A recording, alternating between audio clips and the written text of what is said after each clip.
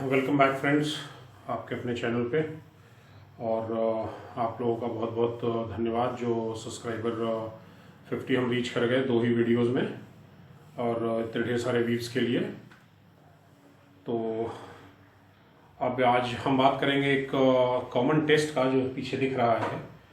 पिछले 2 वीडियोस में हमने बात की थी कॉमन प्रॉब्लम्स की। वैसी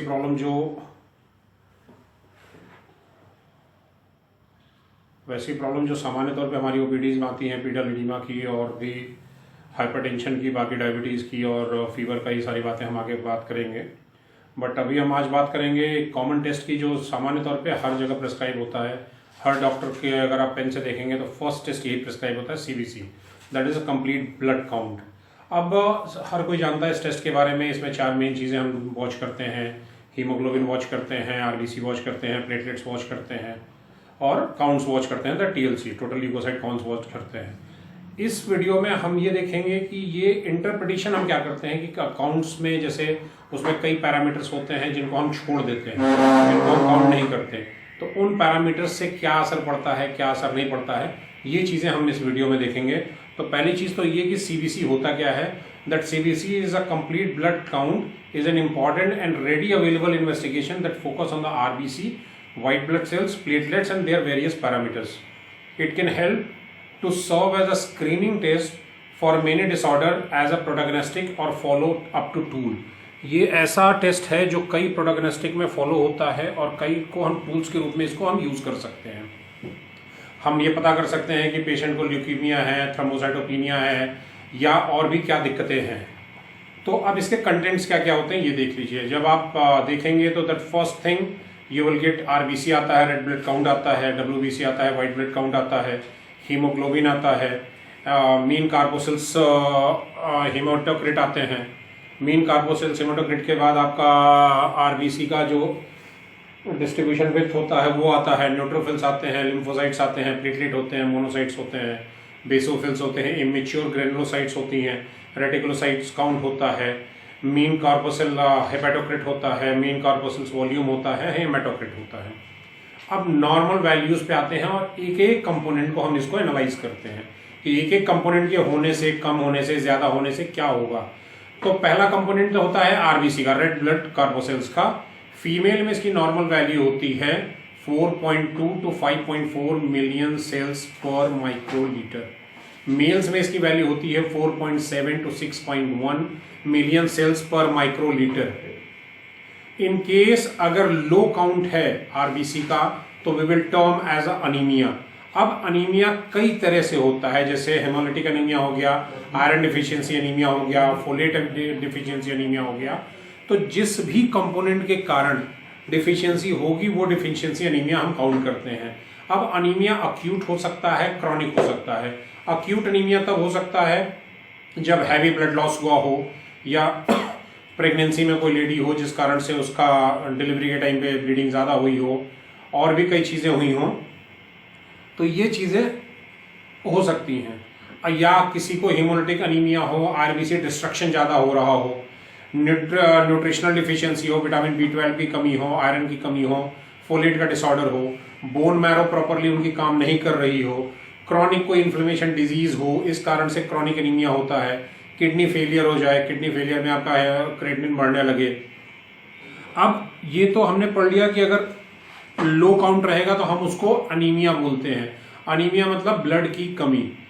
3 तरह का होता है, haemolytic, iron deficiency and folate deficiency. Acute होता है, क्रॉनिक होता है, सबके अपने अपने अपने कॉज होते हैं, वो हम फर्दर इन्वेस्टिगेशन में पता करते हैं। अगर RBC काउंट ज्यादा हो जाता है then we use a term polycythaemia. Polycythaemia term, RBC ज्यादा कैसे होता है, जो सीरम है वो कम हो जाए, डिहाइड्रेशन हो जाए, किसी को पल्मोनरी डिजीज हो। पल्मोनरी डिजीज कोई भी हो सकती है, आपकी ब्रोंकाइटिस हो सकती है, COPD हो सकती है, प्लूरल एफ्यूजन हो सकता है, कुछ भी हो सकता है। किडनी या अदर ट्यूमर हो जहां पे एक्सेस एरिथ्रोपोइटिन प्रोड्यूस हो रहा हो। Erythropoietin is a protein that helps to formation of RBCs। कोई स्मोकिंग हो, क्रॉनिक स्मोकर हो, उसकी RBC काउंट्स बढ़ जाती है। किसी के जेनेटिक कॉज हो, अगर जेनेटिक कोई म्यूटेशन हुआ है या जेनेटिक कोई इश्यूज हैं तो उस कारण से हो जाता है। एंड पॉलीसाइथीमिया वेरा एक बीमारी होती है जिस कारण से RBC काउंट होता है। अब दूसरे कंपोनेंट पे आते हैं। दूसरा कंपोनेंट है haemoglobin. Haemoglobin that everyone knows, it is a protein molecule having iron at the centre that having affinity to bind with the 4 oxygen molecules and carry the oxygen to the cells. अब ये protein molecule है, वो oxygen को RBC तक count करता है। Normal values 11.5 to 16.5 होती है फीमेल्स में, मेल्स में 13 to 18 ग्राम पर डेसीलीटर होता है मेल्स में। अब हमारे पास नॉर्मल हीमोग्लोबिन नॉर्मल आरबीसी में, डीनेचर्ड हीमोग्लोबिन डीनेचर्ड आरबीसी में, डीनेचर्ड हीमोग्लोबिन नॉर्मल आरबीसी में, नॉर्मल हीमोग्लोबिन डीनेचर्ड आरबीसी में। तो अब ये जो पैरामीटर मैंने ये 4 चीजें आपको बताई हैं, that normal haemoglobin normal RBC, denatured haemoglobin denatured RBC, normal haemoglobin denatured RBC and denatured haemoglobin normal RBC.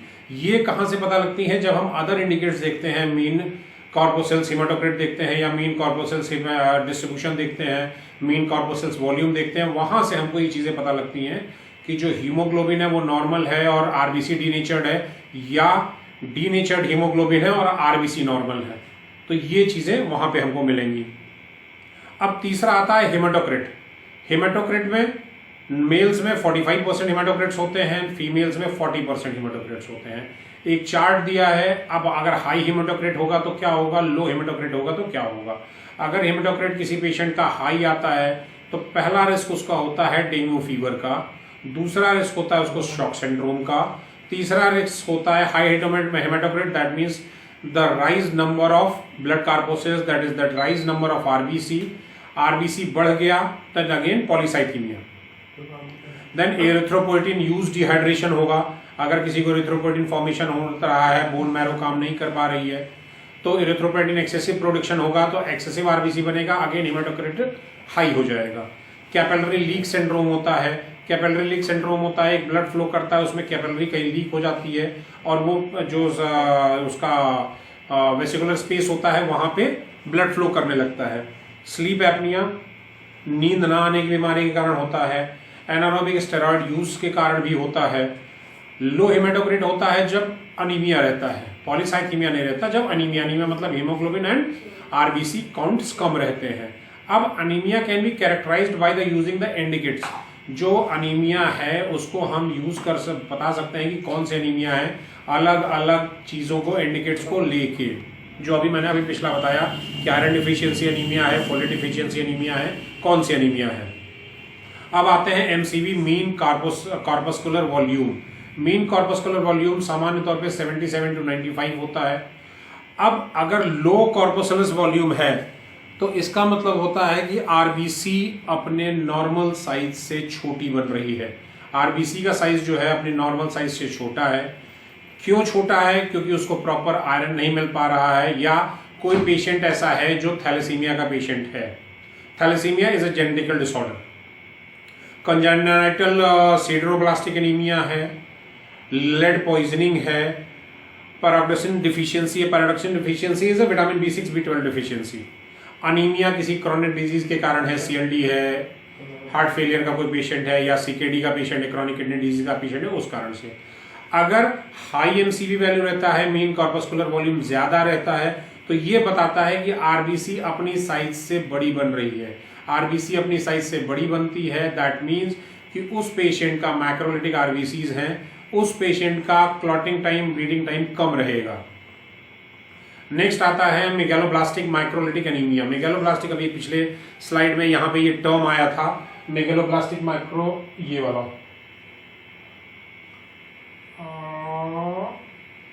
इससे पिछली साइड पे था वो, यहाँ पे मेगैलोब्लास्टिक एनीमिया। तो मेगैलोब्लास्टिक एनीमिया होता क्या है? मैक्रोसाइट्स जो होती हैं बोन मैरो के सीमर में आती हैं। Macrocytes again that larger RBCs. Medication folate metabolism को इफेक्ट करता है। For example diabetic patient. Diabetic patient में जब प्रोलॉन्ग यूज होता है मेटफॉर्मिन का, मेटफॉर्मिन जो फर्स्ट लाइन ऑफ ड्रग है डायबिटिक केयर की, तो जब उसका प्रोलॉन्ग यूज होने लगता है तो फोलेट अब्जॉर्प्शन कम हो जाता है। फोलेट अब्जॉर्प्शन कम हो जाता है, उस कारण से अनीमिया कॉज होता है। Pernicious anaemia, vitamin B12 deficiency, again that metformin is the root cause. Atrophic gastritis, कहीं गैस्ट्राइटिस हुआ है। गैस्ट्रोइंटेस्टाइनल मैल एब्जॉर्प्शन, हो सकता है उसके डाइजेस्टिव सिस्टम में वो अल्सरेटिव कोलाइटिस का पेशेंट हो या उसके कहीं पे वहाँ पे इन्फ्लेमेशन हो या ऑब्स्ट्रक्शन हो जिस कारण से उसके फुलाई काम न कर रहे हो और प्रॉपर तरीके से उसका ऑब्जॉर्प्शन न हो पा रहा हो, then nitrous oxide abuse, that drug addiction, then primary bone marrow disorder, हो सकता है बोन मैरो में प्रॉपर फॉर्मेशन ना हो रहा हो, तो इस कारण से मेगालोब्लास्टिक माइक्रोलिटिक एनीमिया होता है। अब दूसरा है नॉन मेगालोब्लास्टिक की, आपकी आरबीसी की साइज छोटी नहीं है, आरबीसी की साइज नॉर्मल है, उसके बाद भी ब्लड की आपको कमी हो रही है, ब्लड के दैट पैरामीटर्स की कमी हो रही है। तो पहली चीज आता है अल्कोहल अब्यूज। अगर कोई पेशेंट क्रॉनिक अल्कोहलिक है, उसका सीकेडी का पेशेंट है, सीएलडी का पेशेंट है, असाइटिस होगा, उसका बाइलिरुबिन बढ़ेगा एंड आरबीसी टूट के कम हो जाएंगी, because bilirubin is a byproduct of RBC breakage. Then emphysema है, हाइपोथायराइडिज्म का कोई पेशेंट है, थायराइड इम्बैलेंस है, एक्सेलरेटेड इरेथ्रोपोइसिस है, हाई रेटिकुलोसाइट इंडेक्स है, रेटिकुलोसाइट इंडेक्स अभी हम आगे देखेंगे। हीमोलिटिक एनीमिया, हीमोलिटिक एनीमिया मतलब उसका ब्लड ही नहीं बन पा रहा है उस जगह पे। पोस्ट हेमोरेजिक एनीमिया, जो मैंने बताया कि कोई किसी को सडन चोट लग गई या प्रेगनेंसी के टाइम या किसी भी प्रकार से ट्रॉमा में उसका एक्सेसिव ब्लड लॉस हो गया, उस कारण से उसको पोस्ट हेमोरेजिक एनीमिया कॉज हो गया है। अब इंक्रीज में आरबीसी में सरफेस एरिया अगर उसका बढ़ गया, आरबीसी के मेम्ब्रेन का अगर सरफेस एरिया बढ़ गया, देन अगेन पॉलीसाइथीमिया, आरबीसी बड़ी बड़ी बनने लगी, तो उस कारण से हो जाता है। Then obstructive jaundice, hepatitic disease post splenomegaly. अब ऑब्स्ट्रक्टिव जॉन्डिस क्या होती है? ऑब्स्ट्रक्टिव जॉन्डिस वो होती है जो कॉमनली बाइल डक्ट में होती है, सीबीडी में होती है, कॉमन बाइल डक्ट में होती है। कॉमन बाइल डक्ट में एक ऑब्स्ट्रक्शन आ जाता है, कॉमन बाइल डक्ट में ऑब्स्ट्रक्शन, कोई गॉल ब्लैडर से कोई स्टोन आया, कॉमन बाइल डक्ट में फंस गया, तो प्रॉपर बाइल नहीं बाहर आ पाता, बाइल रिलीज हो जाता है। जो अभी हम नेक्स्ट जो आएगा एलएफटी, लीवर फंक्शन टेस्ट, उसमें हम देखेंगे कि डायरेक्ट बाइलिरुबिन और इनडायरेक्ट बाइलिरुबिन कैसे और कहाँ रिलीज होते हैं, उनकी मेटाबॉलिज्म क्या क्या होती है। तो उस तरह से ऑब्स्ट्रक्टिव जॉन्डिस होता है। देन बोन मैरो डिसऑर्डर होता है, जो फर्स्ट स्लाइड से मैं बताता चला रहा हूँ, बोन मैरो प्रॉपर्ली फंक्शन नहीं करती, माइलोडिस्प्लास्टिक एनीमिया होता है, माइलोडिस्प्लास्टिक प्लास्टिक सिंड्रोम होता है। देन एक्वायर्ड सिडरोब्लास्टिक अनीमिया होता है। अब ये जो नीचे की 3-4 चीजें हैं ये बहुत कॉमन नहीं होती, ऊपर की 3-4 चीजें बहुत कॉमन होती हैं। नीचे वाली मैक्सिमम जेनेटिकल डिसऑर्डर्स हैं, तो ये बहुत ही रेयर होता है। अब जब हम पढ़ते हैं हीमोग्लोबिन या किसी भी सीबीसी या किसी भी चीज के बारे में, तो एक चीज आती है जहां पे सारी आरबीसी का डिस्ट्रक्शन होता है, या जो डिस्टर्ब आरबीसी होती है वहां पे जाकर मकुलर होती है। दैट एक स्लाइड है, that two blood cell meets and fall in love but all goes in vain, because spleen उसको हम पास ऑन नहीं कर सकते, स्प्लीन में सारी आरबीसी टूटी फूटी जाती है, वहां से वो फिर डीनेचर्ड होकर बाहर निकल जाती है। अब आते हैं MCH and MCHC. MCH is mean corpuscular haemoglobin and MCHC is mean corpuscular haemoglobin concentration. ये दो ऐसी चीजें हैं जिनको सामान्य तौर पे हम लोग अवॉइड कर देते हैं सीबीसी के टेस्ट में, उन पे हम ध्यान नहीं देते हैं। But the mean corpuscular haemoglobin measure the amount और the mass of haemoglobin present in the RBC. The weight of hemoglobin is an average cell is obtained by the dividing of hemoglobin by the total RBC count. The result reported by a very small weight called in picogram. इसका wait हम picogram में नापते हैं, जो बहुत ही small wait होता है, और ये हमको ये बताता है कि जो मास है आरबीसी में कितना वेट हीमोग्लोबिन प्रेजेंट है, और उसी तरह कंसंट्रेशन की किस प्रोपोर्शन में है ईच सेल में। The mean corpuscular hemoglobin concentration (MCHC) measure the proportion of each cell taken up by the hemoglobin. The results are reported in percentage, reflecting the proportion of hemoglobin in the RBC. The hemoglobin is divided, वो calculated formula है नीचे। पहला क्या था, mean corpuscular haemoglobin क्या था, wait बताता था आरबीसी में कितना हीमोग्लोबिन है। नीचे वाला कंसंट्रेशन बताता है, कंसंट्रेशन परसेंटेज में बताता है, और ये बताता है कि वहां पे हर सेल में आरबीसी कितना हीमोग्लोबिन यूज हो रहा है। अब दोनों के केसेस में अगर आप देखेंगे तो अगर एलिवेट अगर हेरिडेटरी स्फेरोसाइटोसिस है, सिकल सेल डिजीज है, हेनोजाइगोसिस हीमोग्लोबिन सी डिजीज है। अब ये तीनों के तीनों जेनेटिकल डिसऑर्डर्स हैं।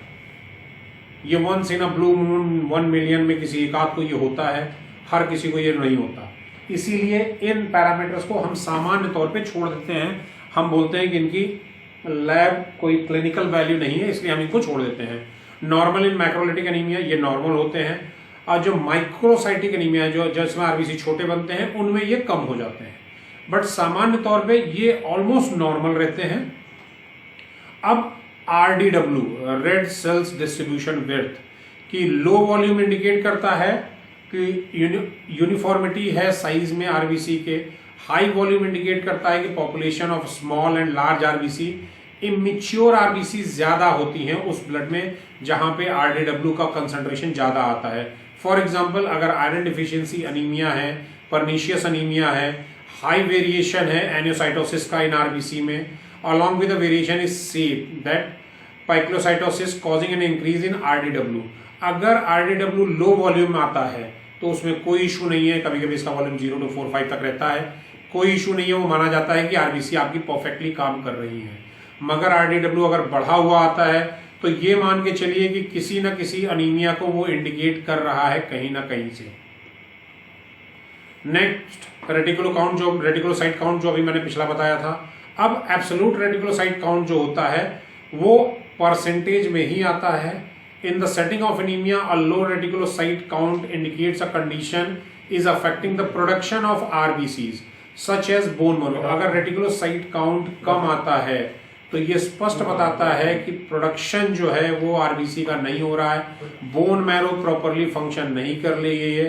तो इसलिए हमको इसका पता करने के लिए we have to go for the next test that is called bone marrow assay. Bone marrow assay पे हम जाते हैं, उसके पता लगता है कि बोन मैरो कितना प्रॉपरली हमारा फंक्शन कर रही है या नहीं कर रही है। अब इन सेटिंग ऑफ अनीमिया दोनों केसेस में होता है क्योंकि आरबीसी प्रॉपरली काम नहीं करती, सॉरी बोन मैरो काम नहीं करती, आरबीसी प्रॉपरली बनती नहीं है, तो अनीमिया तो दोनों केसेस में होता है। अब अगर रेटिकुलोसाइट काउंट ज्यादा रहेगा चाहे रेटिकुलोसाइट काउंट कम रहेगा, अनीमिया दोनों केसेस में होगा। कॉज दोनों के अलग अलग रहेंगे। अगर ज्यादा होगा रेटिकुलोसाइट काउंट तब जनरली इंडिकेट करता है peripheral cause such as a bleeding या हीमोलिसिस या responded to the treatment iron supplement for iron deficiency anaemia. वो इसको इंडिकेट करता है कि अगर हाई है रेटिकुलोसाइट काउंट तो कहीं ना कहीं कोई नॉर्मल कॉज है, पेरिफेरल कॉज है, बहुत ज्यादा चिंता की बात नहीं है। मगर रेटिकुलोसाइट काउंट कम है तो ये स्पष्ट बताता है कि कोई इशू है बोन मैरो में, कोई इशू है B12 के अब्जॉर्प्शन में, कोई इशू है आयरन के अब्जॉर्प्शन में। अब रेटिकुलोसाइट काउंट इंडेक्स क्या आता है, इसको काउंट करते हैं equal to absolute reticulocyte count by maturation factor. Maturation factor कैसे लिया जाता है, अगर HCT का वॉल्यूम 35% से ग्रेटर है तो मैच्योरेशन फैक्टर आप लेंगे 1, अगर 25 to 35 है तो मैच्योरेशन काउंट लेंगे 1.5, अगर हेमाटोक्रिट का जो वॉल्यूम है 20 to 25 है तो काउंट लेंगे 2, अगर 20 से लेस है तो काउंट लेंगे 2.5। ये कैलकुलेटेड रहता है, हमें आप बीइंग एज अ डॉक्टर हम लोगों को कैलकुलेट नहीं करना क्योंकि वो लैब ऑलरेडी कैलकुलेट करके अपनी शीट्स पे देते हैं, तो हमें इन चीजों को जस्ट वॉच करना है। अब आते हैं WBC पे, व्हाइट ब्लड सेल्स काउंट पे। नॉर्मल ब्लड सेल्स की जो काउंट रहती है वो slightly differently labs to lab vary करती है। 4000 to you can take it 4500 to 11000, but सामान्य तौर पे we can take it as generalisation for the 5000 to 10000 white blood cells per milli microlitre MCA ये मानते हैं, बट लैब टू लैब इनका concentration vary करता है। अब अगर व्हाइट ब्लड सेल्स बहुत ज्यादा कम हो गए because of any viral infection और any cold influenza, that condition is called leukopenia. Penia that means reduction. Low white blood cells count may be due to acute viral infections such as cold, flu, influenza. It can be associated with a chemotherapy, radiation therapy that oncogenic patients, cancerous patients. Myelofibrosis or aplastic anemia, failure of white blood cells, red blood cells and platelet production. Complete blood का production वही again that go for the bone marrow assay. HIV और AIDS में भी जो human immunodeficiency virus होता है, acquired immunodeficiency syndrome होता है, उसमें भी WBC कम हो जाती है। अदर कॉज जो होते हैं WBC काउंट कम होने के, वो सिस्टमैटिक लूपस एरिथ्रोमस है, हॉडकिंस लिम्फोमा है, और भी कई टाइप के कैंसर है, टाइफाइड है, मलेरिया है, ट्यूबरकुलोसिस है, डेंगू है, but any kind of bacterial viral infection ये कम हो जाता है। कम होने की कंडीशन को वी यूज टू से ल्यूकोपीनिया। और भी कई अदर कॉजेज हैं जैसे कॉपर का है, जिंक का है, अब्जॉर्प्शन कम हो जाता है, इस कारण से WBC कम हो जाते हैं। अब कुछ केसेस ऐसे आते हैं जिनको कहते हैं सूडो ल्यूकोपिनिया। सूडो दैट मीन्स झूठा। ल्यूकोपिनिया एक्चुअली में पेशेंट्स को नहीं होता है, बट कभी कभी वो रिपोर्ट्स में आ जाता है और वो ऐसा लगता है कि हाँ हो रहा है। That pseudo leukopenia can be develop upon the onset of infection. The leukocytes predominant neutrophils responding to the injury first start migrating towards the site of infection and can be scanned at the site of infection. Their migration cause bone marrow to produce more WBC to combat infection as well as to restore the leukocyte in the circulation. But as the blood sample is taken upon onset of infection, it contains low amount of WBC, which is why it is called pseudoleukopenia.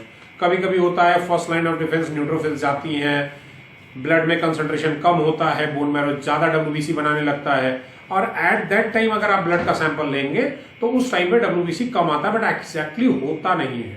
तो that is called सूडोल्यूकोपिनिया। ये बहुत कम जगह मिलता है। अब कुछ drugs हैं जैसे कार्डियक लोड्स की ड्रग्स हैं, उस कारण से जो फर्स्ट लाइन ऑफ डिफेंस हम फर्स्ट लाइन ऑफ मेडिसिन देते हैं, कोई कार्डिया का पेशेंट आया, कोई CKD का पेशेंट आया, कोई CLD का पेशेंट आया, तो जो फर्स्ट लोड ऑफ मेडिकेशन हम देते हैं उस कारण से कभी कभी ल्यूकोपिनिया होता है। क्लोजाजेपाइम, वॉल्परिक एसिड दैट साइकिक मेडिकेशन है, एपिलेप्सी की मेडिकेशन है। देन माइनोसाइक्लिन, लेमोट्रिजीन, इन कारण से होता है। कुछ इम्यूनोसप्रेसिव ड्रग्स हैं जैसे दिया हुआ है, टेक्रोलोमिनस है, साइक्लोस्पोरिन है, आवरा है, TNF इनहिबिटर्स हैं। अब टेक्रोलोमिनस या साइक्लोस्पोरिन, ये ड्रग्स जो साइक्लोस्पोरिन तो एंटीबायोटिक्स आती हैं, सोरिलोमिनस या टेक्रोलोमिनस ये ऑर्नामेंट्स आते हैं जो यूज किए जाते हैं CVA, ये you can say tertiary grade के स्टेरॉइड्स क्रीम हैं जो सामान्य तौर पे एक्जिमा और सोराइसिस के केसेस में यूज की जाती हैं। Chemotherapeutic drugs that again cancerous patient अगर वो कीमोथेरेपी रेडिएशन थेरेपी में है तो उसको ल्यूकोपिनिया होने के चांसेस हैं। Then interferons to treat multiple sclerosis अगर हुआ है, सच एज रेबीज, एनवॉक्स, कुछ वो कॉज करता है अगर वो रेबीज के इंजेक्शंस लेता है, अगर मान लीजिए रेबीज के टीके उसको लगते हैं, डॉग बाइट है, मंकी बाइट है, तो इस कारण से ल्यूकोपिनिया कॉज हो जाता है, WBC कम हो सकती है। अब ल्यूकोसाइटोसिस सबसे कॉमन होता है, known as a leucocytosis infection. सबसे कॉमन चीज होती है बैक्टीरियल वायरल इन्फेक्शन में leukaemia, myeloproliferative disorder, intense excessive और severe distress, is allergies, asthma, tissue death, well mention in detail respective cell lines में वो आगे आएंगे, तो उसमें ल्यूकोसाइटोसिस पढ़ेंगे कि जो सेल्स बनती है वो खुद को ही खा के खत्म कर लेती है। अब ये डिफरेंशियल काउंट है, WBC अलग अलग तरह के होते हैं।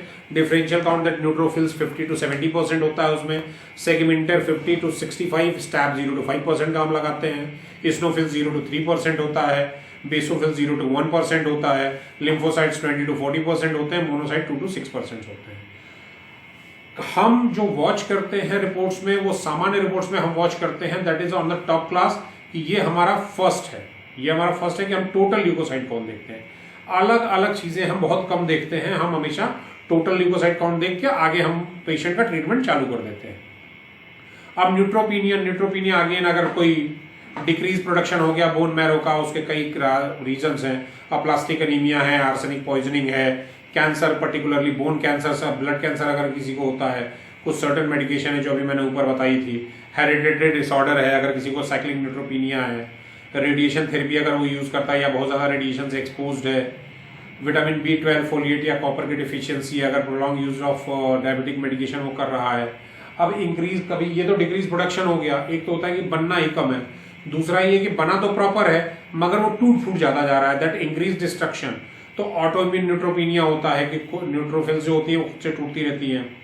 कीमोथेरेपी ट्रीटमेंट कैंसर या ऑटोइम्यून डिजीज अगर किसी को हो जाती है उस कारण से न्यूट्रोपीनिया टूटने लगता है। मार्जिनलाइजेशन सिक्वेंशियल हीमोडायलिसिस अगर किसी का हुआ है, CKD का पेशेंट है, उसमें आपका ल्यूकोपीनिया हो जाएगा, न्यूट्रोफिल कम हो जाएंगी। अब आता है मेडिकेशन। अब कुछ मेडिकेशन जो भी मैंने पहले बताई कि कुछ मेडिकेशन ऐसी हैं जो कॉज करती हैं न्यूट्रोफिल्स को तोड़ती फोड़ती हैं। तो फ्लेसिनाडाइन है, class 1 cardiac anti arithmetic drug है। आपका कॉट्रिमाजोल की टैबलेट्स आती हैं, TMX SNP बोलते हैं इसको। फिनेटोनिन है, इंडोमेथिसिन है, कार्बाजिम है, क्लोनाजिपाइम है, टेक्लोडीथ है, क्लोरामाजाइन है, प्रोफाइलिन ट्रोक्लोसिल है। तो इस तरह की मेडिकेशंस कॉज करती हैं neutropenia. Often a mild neutropenia जो बहुत कम न्यूट्रोफिल्स करके भी कम हो जाते हैं, वायरल इन्फेक्शन में भी कम हो जाते हैं, but again take care of that anti psychiatric drug में सूडोल्यूकोपीनिया का। अब न्यूट्रोफिलिया अगेन बढ़ जाना, पीनिया मतलब कम, फिलिया मतलब बढ़ना। अब बढ़ता कैसे है? अक्यूट क्रॉनिक इन्फेक्शन अगर किसी को चल रहा है, अक्यूट या क्रॉनिक इन्फेक्शन है, मायोप्रोलिफिक डिसऑर्डर है बोन मैरो का, स्ट्रेस है, ल्यूकेमाइड रिएक्शंस हैं, कोई स्टेरॉइडल ड्रग्स लेता है पेशेंट, क्रॉनिक इन्फ्लेमेशन है, स्मोकर है, बहुत ज़्यादा एक्सेसिव एक्सरसाइज करता है, अपना टाइम जिम में स्पेंड करता है, हाइपर एक्टिव है, ट्यूमर्स हैं, इपिनेफ्रिन का यूज़ करता है, स्टेरॉइड मेडिकेशन लेता है, हाइपोक्सिया है, उसको सांस लेने में दिक्कत है, सिगरेट स्मोकिंग है, स्प्लेनोमेक्टी की हुई है, स्प्लीन का उसका ऑपरेशन हुआ है पहले से। देन आता है लिम्फोसाइटोपिनिया, अगेन लिम्फोसाइट्स कम हो जाती हैं। कैसे? Autoimmune disorder, lupus, rheumatoid arthritis, bone marrow कहीं डैमेज हो गई। बोन मैरो डैमेज कैसे हुई? कीमोथेरेपी पे हुई, रेडिएशन थेरेपी पे हुई, लिम्फोसाइट बनना ही खत्म हो गए। इन्फेक्शन हो गया, HIV हो गया, वायरल हेपेटाइटिस हो गया, टाइफाइड फीवर हो गया, इन्फ्लुएंजा हो गया। अब टाइफाइड फीवर में एक चीज ये ध्यान देने वाली बात है, सामान्य तौर पे टाइफाइड फीवर के 2 टेस्ट होते हैं, एक विडाल होता है, टाइफाइड होता है। तो ऑलमोस्ट विडाल 90% केसेस में पॉजिटिव आता है। तो अगर किसी पेशेंट को आपको ये लगता है कि इसका विडाल पॉजिटिव है but he is not getting the fever and all, तो उसका आप टाइफाइड टेस्ट जरूर कराएंगे। टाइफाइड करा के ही आप इम्यूनोग्लोबिन लेवल में पॉजिटिव अगर आएगा, रिएक्टिव आएगा, तब आप मानेंगे उसको टाइफाइड का फीवर है। अकेले on the basis of Widal you are not assess कि उसको टाइफाइड का फीवर है। देन कॉर्टिकोस्टेरॉइडल क्रीम है या कॉर्टिकोस्टेरॉइड्स हैं, जैसे बीटामेथासोन है, डेक्सामेथासोन है, इस तरह की चीजें काज करती हैं। अब lymphocytosis, lymphocytosis that means lymph cells अपने आप डिस्ट्रक्ट हो जाती है। दैट एक्यूट वायरल इन्फेक्शन, जैसे चिकन पॉक्स हो गया, CMV हो गया, बेर्स वायरस हो गया, हर्पीज हो गया, रूबेला हो गया, ये जनरली छोटे बच्चों को होता है, इसके टीके लगते हैं, इसके वैक्सीनेशन होती हैं, इसीलिए कहा जाता है छोटे बच्चों को वैक्सीनेशन प्रॉपर करा लेना चाहिए। कुछ बैक्टीरियल इन्फेक्शंस हैं, वुफिंग कफ है, ट्यूबरकुलोसिस है, ये अगेन। देन टॉक्सोप्लाज्मोसिस है, क्रॉनिक इन्फ्लेमेशन डिजीज है, अल्सरेटिव कोलाइटिस है, लिम्फोसाइटिक ल्यूकीमिया है, लिम्फोमा है, अक्यूट स्ट्रेस हो गया है। अब लो मोनोसाइट, अगर मोनोसाइट कम होगा तब क्या होगा? हेरी सेल ल्यूकीमिया हो गया, बोन मैरो डैमेज है, या तो बोन मैरो का फेलियर हुआ है, ये हम मान के चलते हैं। सामान्य तौर पे मोनोसाइट्स का कम हम मेडिकली सिग्निफिकेंट इसको नहीं लेते हैं, क्योंकि वैसे भी 0 से 3 होता है, तो इसका हम मेडिकल सिग्निफिकेंट नहीं लेते हैं। अब मोनोसाइटोसिस अगेन वो सेल खुद ही डिस्ट्रक्ट हो जाता है, किस कारण से? Tuberculosis, fungal infection, infection with the heart, that bacterial endocarditis, collagen vascular disease, lupus है, स्क्लेरोडर्मा है, रूमेटॉइड आर्थराइटिस है, वेस्कुलाइटिस है, मोनोसाइटोसिस है, अक्यूट या क्रॉनिक किसी भी तरह का है तो मोनोसाइटोसिस हो जाएगा। अब आते हैं स्नोफिल्स में। अगर बढ़ा हुआ स्नोफिल्स है तो स्नोफिलिया, अगर लो है तो कोई टेंशन नहीं है, क्योंकि 0 से 2 तक इसका नंबर होता है। अगर हाँ वो बढ़ा हुआ है 6, 7, 8 अगर आ रहा है रिपोर्ट में, देन यू विल से कि patient is suffering from eosinophilia. But अगर वो लो नंबर आ रहा है तो कोई दिक्कत नहीं, लो नंबर उसका चलता है, स्नोफिलिया अगेन आ गया। किन किन पेशेंट्स में स्नोफिल्स बढ़ा हुआ आता है? जिनको सामान्य तौर पर रेस्पिरेटरी ट्रैक्ट के वायरल इन्फेक्शन होते हैं, जैसे asthma, COPD, chronic bronchitis, allergies, hay fever, urticaria, कुछ कैंसर्स जैसे lymphoma, lipoma, inflammatory disorder, coeliac disease होता है, इन्फ्लेमेटरी बाउल डिजीज होता है, अल्सरेटिव कोलाइटिस होता है, कोई पैरासिटिक इन्फेक्शन है, स्केबीज है, किसी को कुछ और दिक्कत है, किसी को ड्रग रिएक्शन हुआ है तब। अब बेसोपीनिया अगेन स्नोफिल्स की तरह इनका नंबर भी बहुत कम होता है, जिनको मेडिकली सिग्निफिकेंट में हम नहीं लेते हैं। बेसोफिलिया में रेयर एलर्जिक रिएक्शंस कभी कभी होती है। कभी कभी आपने देखा होगा पेशेंट अगर आपकी ओपीडी में आया, वो बोलता है सर नहाने के बाद हमको चकते चकते बॉडी पे निकल आते हैं, पैचेस बन जाते हैं, या हमको सडन ऑनसेट होता है, बहुत जल्दी पसीना आने लगता है, बहुत तेजी से पसीना आने लगता है, पूरे शरीर में हमको चिंचनाहट होने लगती है, तो that is a sudden onset. Rare allergic reactions होती हैं, इनकी एंटी एलर्जिक मेडिकेशन चलती हैं, उसमें वो ठीक हो जाता है। Inflammation, that ulcerative colitis and RA factor. अब इसको चेक करने के लिए अगर किसी का बेसोफिल्स बढ़ा हुआ आया है तो आप पहले उसका USG एंड RA फैक्टर का टेस्ट क्रॉस चेक करने के लिए कि रूट कॉज उसका क्या है। अब आते हैं the most concern platelet counts, thrombocytopenia, thrombocytophilia. तो नॉर्मल प्लेटलेट काउंट सामान्य आदमी में 1.5 lakh 1,150,000 that 1.5 lakhs to 4 lakhs per microlitre होता है। But normal range platelet count का अगेन डिफरेंट लेबोरेटरीज में कहीं कहीं अंतर होता है। कुछ लोग उसको 1 लाख तक उसको पॉजिटिव नॉर्मल मानते हैं, but you can consider at the 1.5 lakhs to 4.5 lakhs per microlitre.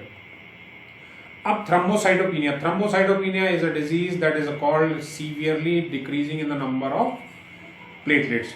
immune thrombocytopenias formerly known as immune thrombocytopenia purpura and idiopathic thrombocytopenia। होता क्या थ्रोम्बोसाइटोपिनिया? थ्रोम्बोसाइटोपिनिया के केसेस बहुत ज्यादा देखे जाते हैं, क्योंकि जिसको थ्रोम्बोसाइटोपिनिया होगा उसको 90% चांसेस रहते हैं डेंगू होने के, क्योंकि डेंगू का फर्स्ट लाइन यही है, वो रिड्यूस कर देता है।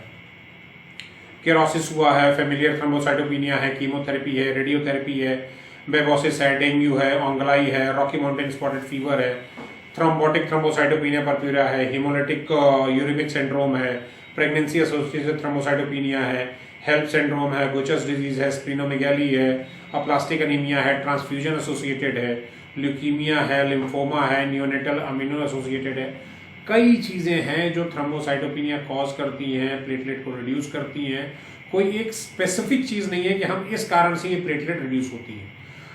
क्लिनिकली बाकी चीजों को एसेस करके हम ये बता सकते हैं कि हाँ, ये कारण से इसकी प्लेटलेट रिड्यूस हुई है। जैसे अगर किसी पेशेंट को फीवर नहीं आ रहा है, फिर भी प्लेटलेट डाउन होती जा रही है, तो उसको अगर हम पूछें तो लीवर केरोसिस है, तो हाँ, इस कारण से हो सकता है आपका प्लेटलेट डाउन हुआ हो। अगर किसी को कंटिन्यू फीवर आ रहा है, कंटिन्यू फीवर आने के बाद हम देखें, तब मानते हैं कि उसका टाइफाइड है या डेंगू फीवर है, इस कारण से थ्रोम्बोसाइटोपिनिया हुआ है।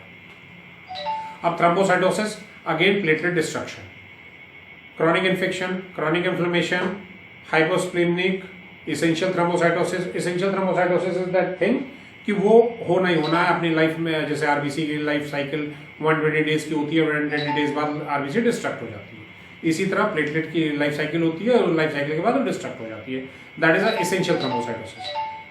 Then associated with other myeloid neoplasms, किस प्रकार के कैंसर, लंग कैंसर है, गैस्ट्रोइंटेस्टाइनल कैंसर है, breast cancer, ovarian cancer, lymphoma है, ऑस्टियोसार्कोमा है, that is a bone cancer, Kawasaki disease है, डर्मेटाइटिस है, इन्फ्लेमेशन बाउल रिथमाइड आर्थराइटिस की डिजीज है, नेफ्राइटिस है, बैक्टीरियल इन्फेक्शन है, माइलोप्रोलिफिक डिसऑर्डर है, platelet can be both elevated and activated, malignancy है, आयरन डिफिशियंसी है, अक्यूट ब्लड लॉस कहीं हुआ है, पॉलीसाइथेमिया वगैरह, आरबीसी की संख्या बहुत ज्यादा बढ़ गई, कंजेनाइटल नियोप्लाज्म है, इस कारण से थ्रोम्बोसाइटोसिस होता है। अब एमपीवी पे आते हैं, मीन प्लेटलेट वॉल्यूम पे। मीन प्लेटलेट वॉल्यूम एक एवरेज दे देता है। इसमें हमको दो चीजें पता लगती हैं, again low and high volume. Typical range platelet volume का 9.7 to 12.8 होता है। अब हाई वॉल्यूम इंडिकेट करता है large number of younger platelets in the blood. Low volume indicate करता है दैट एवरेज साइज प्लेटलेट की बहुत ही कम है, और older platelets are generally smaller than the younger one. Older platelets blood में ज्यादा है। High volume MPV, younger platelets ज्यादा है, ओल्डर कम है। लो वॉल्यूम, ओल्डर ज्यादा है, यंगर कम है। बस बेसिक चीज ये समझ लीजिए। PDW platelet distribution with high platelet distribution means increased variation in the size of platelet, which mean the condition patient is affecting to the platelets. Low blood count, all three line depressed हो जाती है, plastic anaemia भी हो सकता है, chemotherapy के कारण हो सकता है। अगर हाई ब्लड काउंट है तो पॉलीसाइथेमिया वेरा होता है। तो ये एक वीडियो है जिसमें जो कंपोनेंट्स है सीबीसी के, उन कंपोनेंट्स के बारे में अभी आपको बताया कि किस तरह से हम इस कंपोनेंट्स को क्या करेंगे, किस तरह से हम इन कंपोनेंट्स को देखेंगे, और किस तरह से इन सारे कंपोनेंट्स को हम काउंट करेंगे, क्या हो सकता है। Because only at the basis of CBC या complete blood count we can not assess a single disease. सिर्फ सीबीसी के बेस पे जब तक मान लीजिए उसका प्लेटलेट डाउन है, आरबीसी की संख्या डाउन है, हीमोग्लोबिन कम है, तो हमको उसका सब्सिक्वेंट टेस्ट कराना पड़ेगा। उस सब्सिक्वेंट टेस्ट कराने के बाद वी कैन से कि हाँ बिकॉज ऑफ दिस ये ऐसा हुआ है। ठीक है, सो इस वीडियो में इतना ही। नेक्स्ट वीडियो में हम फिर मिलेंगे। Thank you.